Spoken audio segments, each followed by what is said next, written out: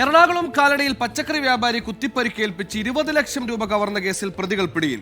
വിഷ്ണു, അനീസ് എന്നിവരാണ് പിടിയിലായവർ. ബൈക്കിൽ പോകുന്ന CCTV ദൃശ്യങ്ങൾ കേന്ദ്രീകരിച്ചായിരുന്നു പോലീസ് അന്വേഷണം.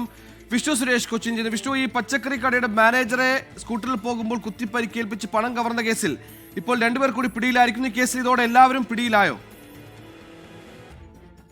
സുഹൈല്, കേസിൽ 12 പ്രതികളാണുള്ളത്. അതിൽ 10 പേർ പിടിയിലായിട്ടുണ്ട് എന്നാണ് നിലവിൽ എറണാകുളം റൂറൽ SP വൈഭവ് സക്സേന നടത്തിയ വാർത്താസമ്മേളനത്തിൽ വ്യക്തമാക്കിയതിൽ പ്രധാന പ്രതികളായ വിഷ്ണു, അനീസ് ഇരുവരുമാണ് ഇയാളെ നേരിട്ട് കൃത്യത്തിൽ പങ്കെടുത്തത്. ഒപ്പം ഇവരുടെ CCTV ദൃശ്യങ്ങൾ പ്രചരിക്കുകയും ചെയ്തു. ഈ CCTV കേന്ദ്രീകരിച്ച് നടത്തിയ അന്വേഷണത്തിലാണ് പ്രതികളെ പിടികൂടിയത്. വിഷ്ണുവിനെ വയനാട് നിന്നും അനീഷിനെ പഴനിയിൽ നിന്നും പിടികൂടിയെന്നാണ് ലഭ്യമാകുന്ന വിവരം. 22 ലക്ഷം രൂപയാണ് ഇവർ പച്ചക്കറി കടയിലെ വ്യാപാരി മാനേജറെ കുത്തി പരിക്കേൽപ്പിച്ച് കവർന്നെടുത്തത്. ഈ കേസിൽ ഇനി 2 പേരെ കൂടി പിടികൂടാനുണ്ട്. അവർക്കായുള്ള അന്വേഷണം ഊർജിതമാണ്.